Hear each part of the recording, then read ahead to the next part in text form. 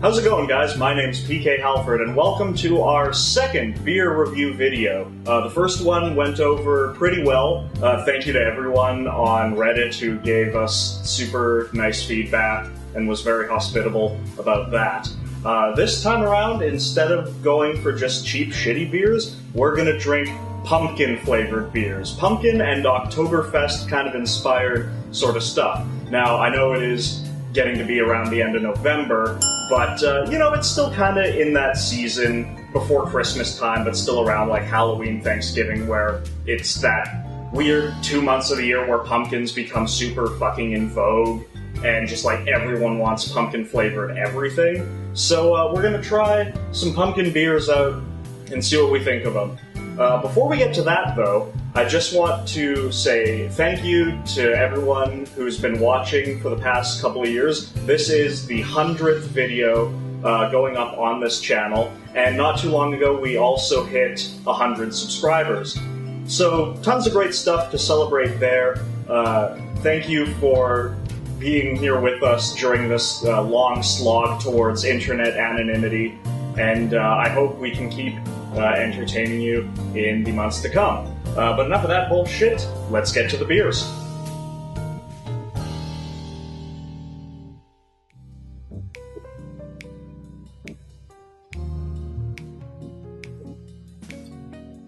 Yeah, you know, that's pretty good.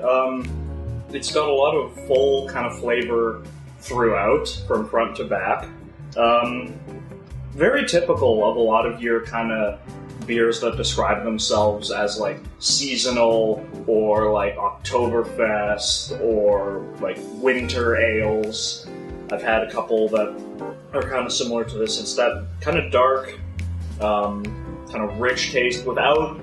It kind of ventures toward almost that kind of burnt toast thing that you get with like a Guinness, but without kind of tipping over the abyss and careening into just being totally fucking bitter and unpalatable. It rides that line pretty well. Yeah, pretty good. There's nothing to it, though, that really, like, jumps out at you. It's not, like, really spicy or, like, cinnamony like you'd expect something pumpkin-flavored to be. But, yeah, kind of nice, kind of tame, inoffensive. I'd say that's, you know, a good 3-star beer. A nice way to start off the evening. Now I'm gonna drink the rest of this son of a bitch.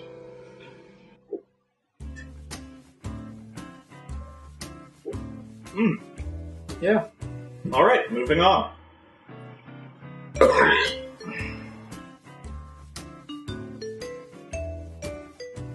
Saint Ambrose? Ambrose? My French is not good. Saint Ambroise Citrouille?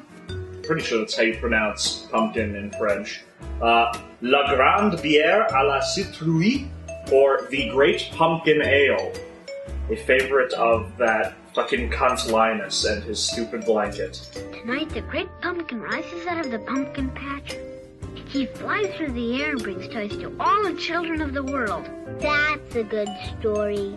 Oh, yeah, already, like, you just bring your nose up to it and you smell just pumpkin, like, instantaneously.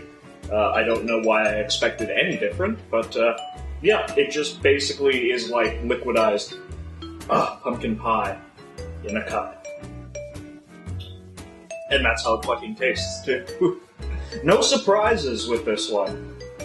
They didn't try to reinvent the wheel when it came to, we want to make this taste as much like a pumpkin as we possibly can. Very tame. It's got like a nice, smooth kind of flavor. It doesn't kind of jump out at you. I was super fucking concerned with all these kind of like spiced beers because I'm an old fucking man who gets heartburn like super easy. And I was like, this is great, I'm gonna have to quaff like 6 Tums during this video because of pumpkin spice. But not the case so far. Yeah, you know, just another kind of middle of the road, nice, inoffensive beer that just kind of happens to taste like a pumpkin. It's another good 3-star beer.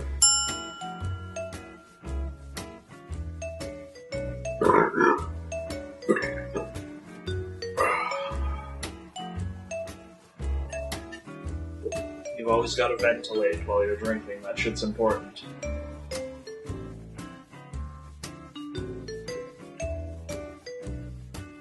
Okay, moving on. Alright, up next is the Ghost Rider Pumpkin Brown Ale, the most badass named of our beers here today. It's said that if you quaff the entire 650 milliliters in one go, that your skin will fall off and you'll turn into a flaming skeleton. We are not here to test that theory tonight. I have other shit to do this evening that involves my skin. I feel kind of bad, because now that I'm reviewing stuff that is actually kind of tasty, it's left me with a hell of a lot less to say than when I was just drinking pure garbage. Because at least if you're reviewing the worst of the worst, it gives you a lot of things to fucking talk and vent about and discuss. When something is, like, pretty okay, I mean, that's really all that you have to say about it, and it makes for not a super exciting review. This looks like it's fucking just pure darkness. Wow. I was not expecting that. It is like black on black up in this bitch. This is just cold coffee. I'm calling it right now. I don't taste pumpkin in that. It's interesting.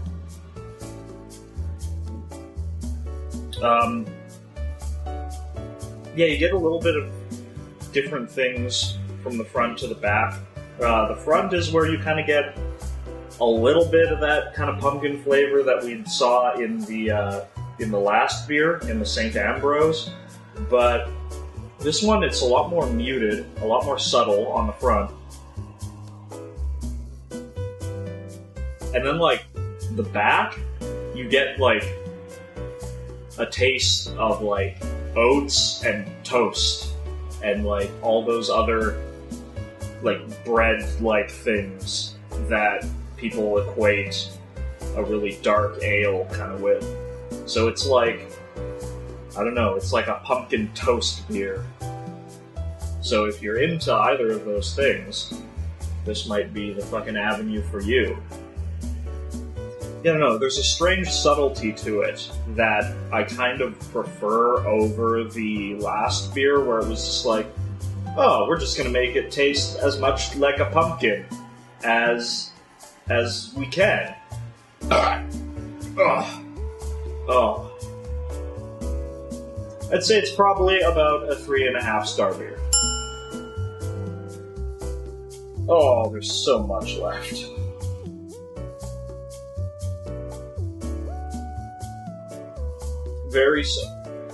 Oh, wait.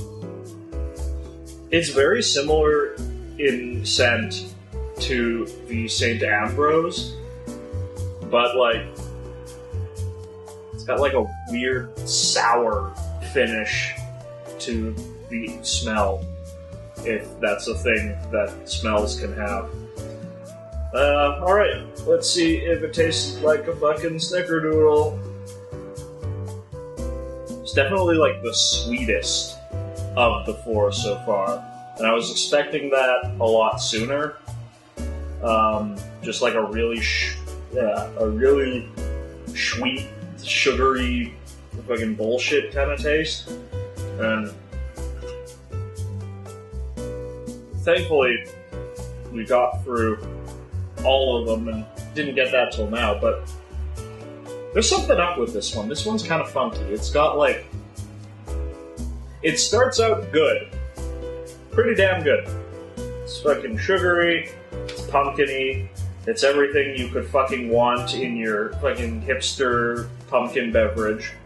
And then, like, you swallow it, and it's got this weird, just, like, off, sour bitterness on the fucking ass end of it. Ugh. It's so weird. As soon as you swallow, you get this weird kind of gross aftertaste in the back of your throat. No, that's like a... It's like a 1.5, 2 on a good day. It starts out really strong and really promising, and then just kind of like falls on its ass. It's very depressing. Alright, so those were pumpkin beers. I'm sorry that it wasn't as interesting or, like, mind-bogglingly foul as when I reviewed, like, stupid cheap beers. But I mean, sometimes that happens in life. You get some shit that's pretty middle of the road, and it does not make for as good beer reviews. But if I can find any, my plan for the next one is to do holiday and Christmas-themed beers/liquor, and maybe just some, like, fucking peppermint-flavored shit, if I can find it. I live in a small, shitty town where access to liquor is not the greatest. But anyway, thank you guys very much for watching, and for being here for the 100th video on this channel. Be sure, if you enjoyed yourself, to like the video, leave a comment, consider subscribing, and to share it with all your friends, because views on the internet are how I gauge my worth as a human being. Good night, everyone!